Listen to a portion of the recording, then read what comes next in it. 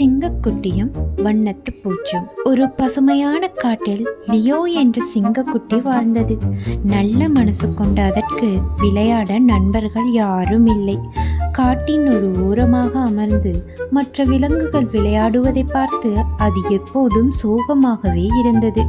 ஒரு நாள் சிட்டி என்ற அழகான வண்ணத்து பூச்சி பறந்து வந்தது.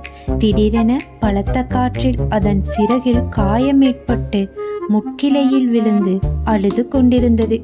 அதை பார்த்த லியோ, "ஏன் அழுகிறாய் நண்பா?" என்று கவலையோடு கேட்டது.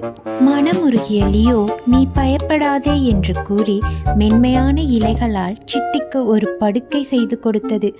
அதற்கு தேவையான மலர் தேனையும் பழங்களையும் தண்ணீரையும் தினமும் கொண்டு வந்து கொடுத்து அன்போடு பார்த்து கொண்டது. சில நாட்களில் சிட்டியின் சிறகு சரியாகிவிட்டது.